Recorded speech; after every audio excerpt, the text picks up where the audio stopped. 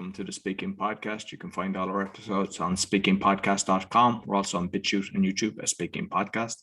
We also have the Awakening Podcast, the Meditation Podcast, the Learn Polish Podcast, and the new Crypto Podcast, and all can be found on ycolin.com.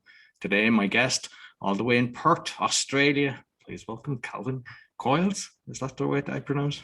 That's it. Thanks for having me, Roy. Appreciate it. A little bit about me? Yeah, so basically, I'd like you to introduce yourself to the listeners.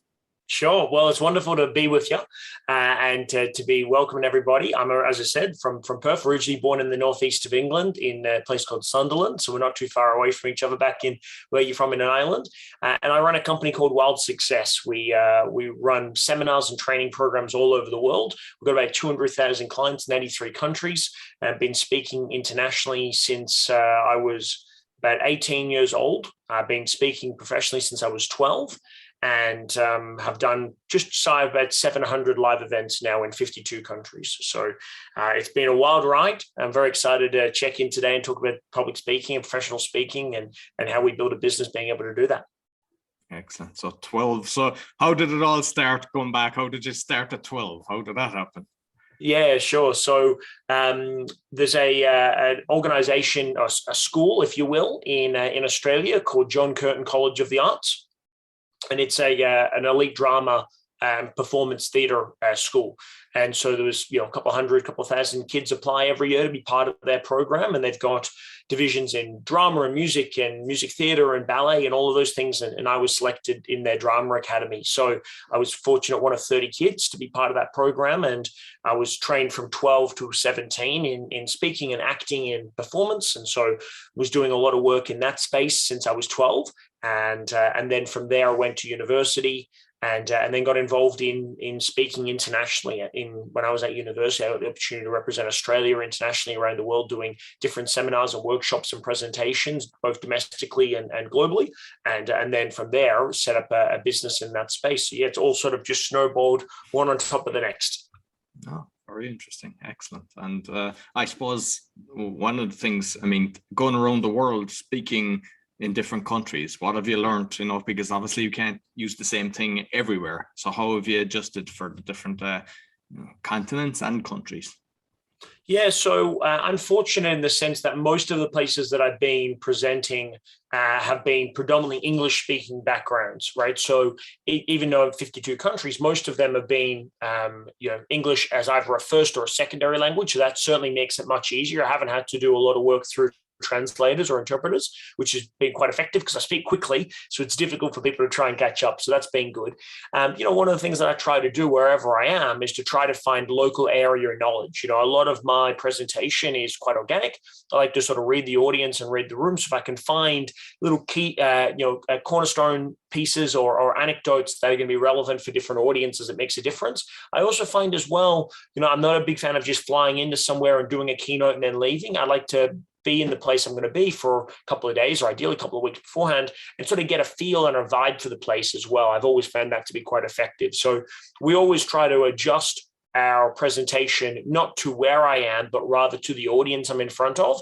And as a result of that, if you keep adjusting the presentation to whoever you're in front of, it really doesn't matter if you're in Dublin, if you're in Johannesburg, or if you're in Sydney, Australia. It's the people that you're speaking to that matter, not necessarily where it is that you are presenting it. Okay, very good. So you mentioned keynotes. So how do you structure your keynotes?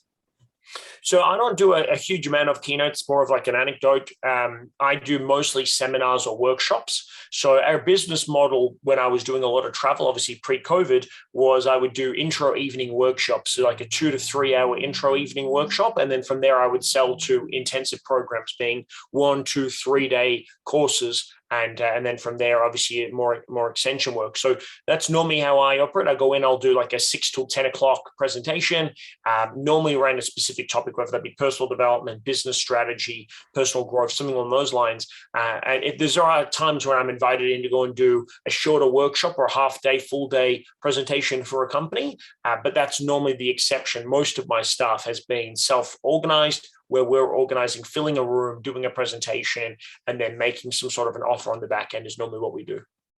So like, because some people fear doing that, trying to, let's say, upsell or try to get something in the back. What I would say tricks, or what's the best strategy that you have found to get the highest conversion? Oh, that's a very big question. Look, it depends on what your product is. And so, there are some people that are really well suited to a keynote business model because they go in, they get paid a set fee, their expenses get covered, and they fly away. The challenge with that is, certainly in Australia, and it's different in Europe and the United States, but in Australia, there's a limit on how much you can charge. And so the most somebody's going to be able to get paid in Australia for a keynote, it's going to be about $15,000, which would be about 10 to 12,000 euro, or about 8,000 quid. Now, if I do an intro evening or a workshop or a presentation, I'm going to make far more than that than if I was getting paid as a keynote.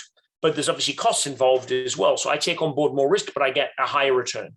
So for me, in terms of how to get the best response from an in-event sale, as a general rule of thumb, if the product that you're selling is from stage, the product you're selling is under, say, $3,000 to $5,000, or effectively what would be like 2,000 to 3,000 euros, then selling from stage, from an intro workshop or an intro evening, no issue. You can certainly pitch at that price point. If it's over that price point, you might not want to sell from stage. Instead, you might want to make a presentation from stage and then book people into a private consultation, for example. That might be a better option at a higher price point. You get more traction that way. So that can definitely work. The other thing is, you've got to be aware that when you're doing a presentation, a lot of my audiences are free audiences that come along for ticket for free, and then I'm going to upgrade. If you've got a paid audience that you're then upgrading again, the conversion rate goes through the roof, but you've got to spend a lot more money to get the audience that are paid, right? So there's a sort of a trade-off on the front end or the back end. In terms of the back end, though, if you are going to make that sales presentation, structure is everything. If you're going to be running a 69-minute, 3-hour workshop, you need to know that you're not selling at the very end. You're selling from the moment they walk through that front door and all the lead up to that as well, the frames, the anecdotes, the testimonials, the reference points. And then finally, I think for me, there's only 3 parts of most sales conversations. There's coaching or transformation, which is what you would do up front in your presentation. Then you're selling, which is your product or your service. And then you've got closing. And a lot of speakers, they're good at the selling bit, actually, but they're not very good at closing the room. And that is, it's less, hey, let me tell you about how I can help you, and more, hey, I want you to stand up, go to the back of the room and sign the form, or here's a piece of paper, I want you to fill it in. That's more of a command, which most speakers are not willing to sort of risk that rapport break, but that's just a learned skill. So I know you've got an interesting story about, your business getting started in it, and just how you actually made a fantastic career in it. So you might just let people know about that. Yeah, sure. So I have had an amazing sort of 8-9 years in this game now. So for me, to give you the backstory, I'm a uni student and I'm running a non-for-profit organization at the time. And I get an opportunity to work with one of the most sought after public speakers and sort of highly paid speakers in the world of all time, a guy called Chris Howard. And Chris used to run NLP and seminars around the world. He had a $100 million company, massive company. And anyway, I end up flying to Bali. I end up going to work for him for free for 6 months. And I get to learn from him and use that as a springboard to then set up my company now. And I went and studied with him and worked for free for 6 months. And then I came back and I set up what is now Wild Success. And I've gone through a couple of evolutions of it, but effectively it's the same thing. And so when I started, I was $40,000 in debt. I didn't have any money to hire my first seminar room. So I had to pre-sell 3 tickets to get enough money to pay for the library. My first was at a public library. And very humble beginning, but got started. And I was able to go from $0 to $100,000 my first 90 days, and then go to $1 million my first 10 months in speaking fees and sales from stage. Yeah, so that was 2013 into now 2014. And we've actually just gone, it'll be almost we've just gone over the 8th year anniversary. So we're now heading into our 9th year, which has just been amazing. And we've done obviously really well since then. Oh, brilliant. And just, I know like some people wouldn't have heard of NLP, neuro-linguistic programming. You might just tell people what it's about and, you know, what's your, how the whole business kind of works. Yeah, sure. So NLP was developed in the late 60s, early 70s by a couple of guys in California. And effectively the study is this. It's like they looked at human therapy and they considered, okay, well, why is it that some people achieve results really quickly with therapy and some people really struggle? And also, you know, we've got a phone, effectively we've got hardwire in our brains, but what's the software? What's the operating system? How do we adjust that or change that if we have glitches in it, for example? Like, why do some people have traumas and some people don't? Some people have phobias and some people don't. Anyway, this was sort of an explorative field in the 60s. And then they codified what they referred to as neuro-linguistic programming. So neuro being the brain, linguistics obviously being language, and programming like you would program a computer. And they found that there are a series of strategies or programs that we can run through the human experience that allow you to either live a life of happiness and joy or a life of suffering. And so there are effectively 3 levels of NLP in terms of the curriculum. The practitioner has got like 45 different tools around emotions and beliefs and behaviors and thinking. Then you've got a master practitioner level, which is more around values and identity-based work. And then you've got a trainer's training, which is effectively teachings level 1 and 2. And so that was basically the business model that I learned. I went through that training with Chris and then got certified, obviously. And then from there, got the opportunity to then start teaching that on my own. And so now we actually have married that with life coaching, and we do life coaching and NLP certifications all around the world. Excellent. And like when you made that jump, you know, to actually work for nothing to go to Bali, like, was it something that you saw, hey, I like his style, or like, how did you actually, because I mean, that's a strange thing for something to do, but I think it's obviously it worked out amazingly for you. So it was a fantastic decision, but not everybody would actually do that. No. So what decided, you know, made you think, hey, this is the right decision? Yeah, look, I'd never met Chris before. I'd never seen him speak live before. I'd never been to a seminar or anything. I never even watched a video of his. I had a mentor in Perth where I live, who I'd spoken to about personal development. And he had said, oh, you know, obviously the 2 big guys in this industry are Chris Howard and Tony Robbins. And I was like, oh, I know Tony Robbins. I don't know who Chris Howard is. He's like, yeah, Tony Robbins uses NLP. And actually, Tony actually studied with the founders of NLP.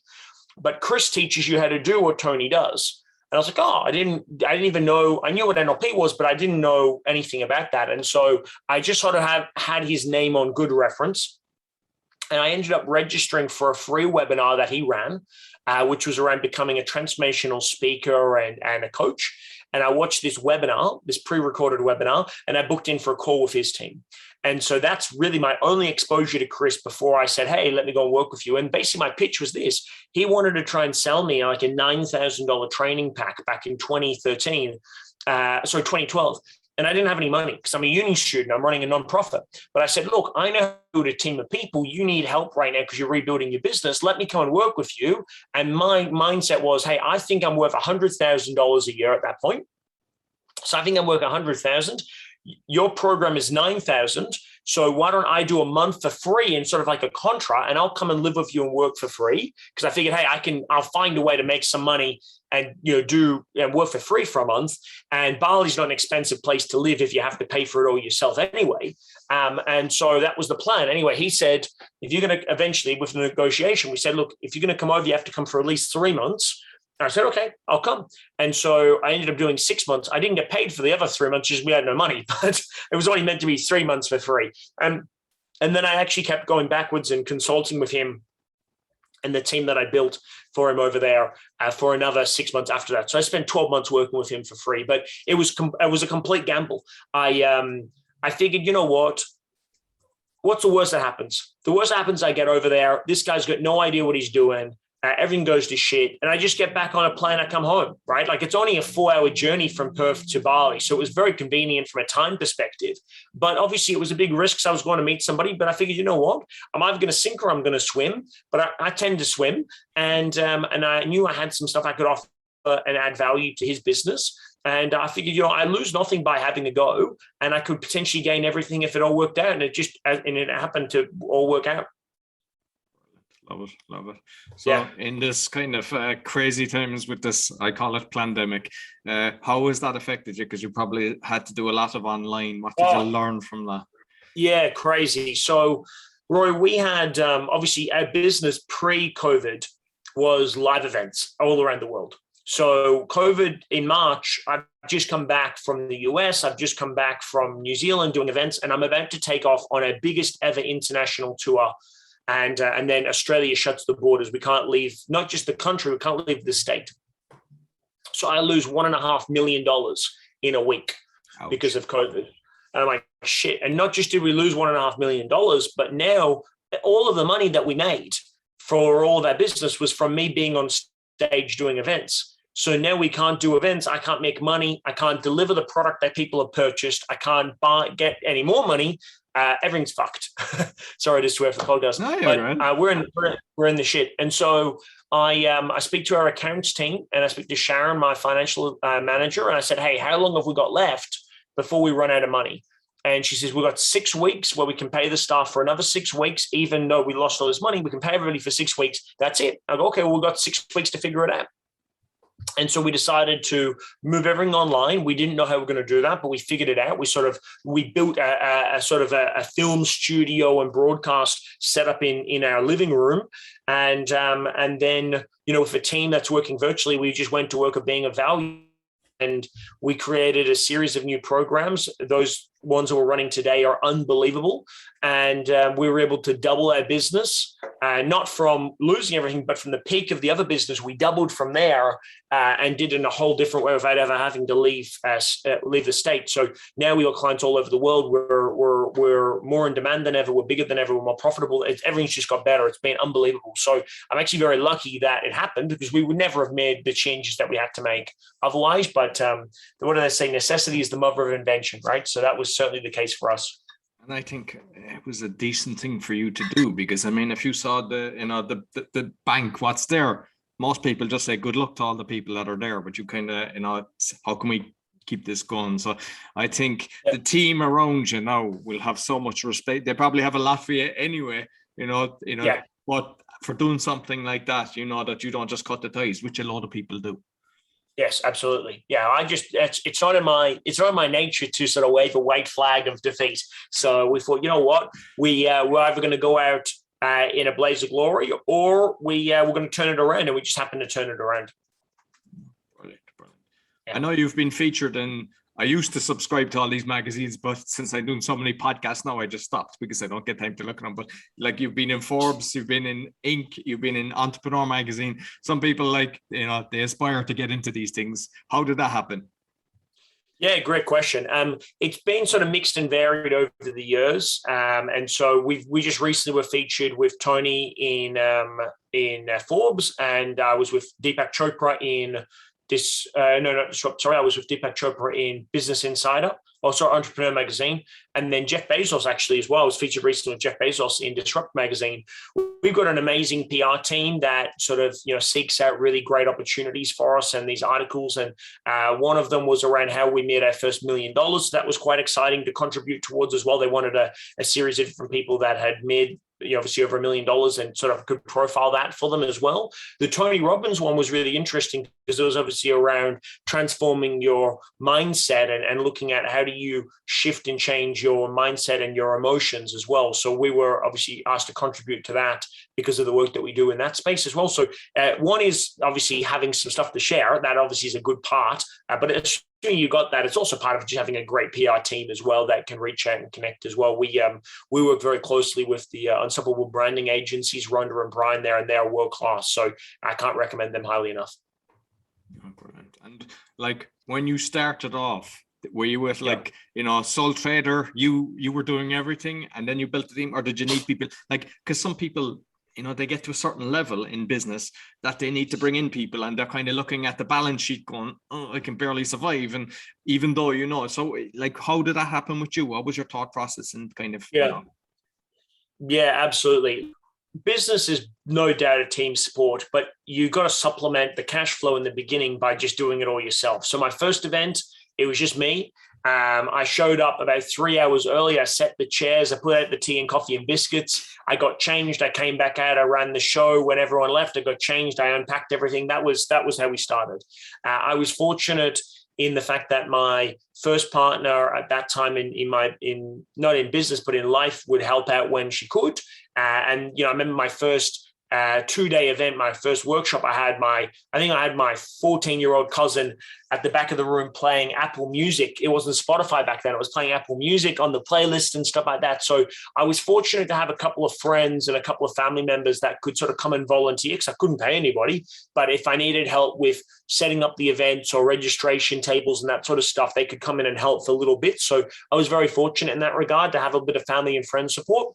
And then as we started to grow the business, I could then afford to bring on board some people in a very part-time casual capacity. So, that was originally an event manager to help me with the events. And then also as well, someone to help with marketing and sales. And then we started to grow from there. So I've always probably since 2014, I've had a team because you can't run events, particularly like you can do a keynote, you can be a keynote speaker without a team, which is why it's so appealing for a lot of people, right? Because you go, I don't have to spend any money. I don't have any staff. Maybe I've got an assistant that helps me. But outside of that, I get to travel the world and I get to make, 10, 15, 20 grand a week. That's a good deal, right? But for me, I wanted more than that. And so you have to have a team. You need an event manager. You need, people that help with coordinate marketing, sales, operations, etc., depending on your business model. But probably from about beginning 2014, we had a small team of just 2 or 3 people. And then over there, it's grown. We've now got a team of 13 staff around the world. I believe you're a best-selling author as well. Yeah. I got a couple. I'm actually writing another one at the moment, actually, which we hopefully to have released either at the end of this year or early next year as well. But we've done 3 best-selling books now. Actually, my first one was a collaboration with some of the people that I used to work with when I was with Chris Howard, which was amazing. So that was a great starting point. So I did 2 that were group projects with some other people. And then the third one was a project with me and some of my clients that I had on board at the time. And then this fourth one that I've got coming in and now will just be a solo book, which is called Wild Success. We're looking to have that released at the start of the new calendar year or the end of this calendar year. And I believe you're a podcaster as well. Yeah, we set up the Wildcast, and we do interviews like what you're doing now. And we also do as well just some sort of signature content pieces as well around personal development and mindset and peak performance and creating breakthroughs in people's lives. And also, what does it take to become a successful speaker and a successful coach? It's something that we do a lot of in our trainings. And so we teach people content through that vehicle as well. And just finally, like when you are doing the trainings, whether it's 3 hours or whatever, like how are you structuring yourself? Like, do you have notes so do you have kind of trigger points with a video? Do you what's yours? Because everybody's different. And I mean, after interviewing over 100 people, everyone has their own way. And I'm very curious, and I know the listeners are the same. Yeah, sure. So for me, I don't use notes. I'm very fortunate. One of my gifts is I've got a very good memory. And so I can do, normally 3 hours is a very short seminar for us. Normally our seminars are for 3 days, each day's 18-hour days. So I'm teaching normally for just shy of 60 hours over a 3-day window, 50 to 60 hours. And I do that whole time without notes. And so for me, the way that I structure things as well is I like to have a slide presentation to roll with. But for me, most of my slides are not text; they're just photos or stories. So I'm a big storyteller. I love telling stories. It's very easy to remember stories as well. They normally move the audience. I'll normally have a sort of a narrative that I want to take the client through that will profile the opportunity to work with us further as well. It's obviously different if I'm pitching or if I'm delivering content. If I'm teaching and training, it's slightly different. But if I'm sort of pitching, there'll be a sort of a narrative or a journey I want to take the client on, and that'll normally be built by slides. But most of the time I don't use slides. Even in our trainings that have got big manuals, right? Like with scripts and tools and templates, I'm very rarely even opening them. So that's just my personal style. However, my other trainers that I've got as well, they'll utilize note points and they'll utilize slides and their manual a lot more. Just everyone's got, as you said, everyone's got their own personal style. But for me personally, give me nothing but an audience and an allocated amount of time and a goal, and we can just create something on the fly and go from there. I love that organic approach. Excellent. Listen, Calvin, this has been fantastic. I love your energy. I love your just straight in, no fluff, which is something that I appreciate. So how can people get in contact with you? Well, we've got our website, which is wildsuccess.global, not .com.global. And then also you can check me out on Instagram at Calvin Coyles, or over on Facebook, which is at Calvin Coyles Official. They're the best places. But Instagram, I'm on all the time. And if they want to shoot me a DM or ask me any questions about speaking or how to get started, happy to help. Excellent. Okay. Thanks a million. And I'll put all the links in the podcast description. Perfect. So that's all for the Speaking Podcast. You'll find all our episodes on speakingpodcast.com or on BitChute and YouTube. Be sure to give us a thumbs up, 5-star rating. It all helps. Until next week, take care.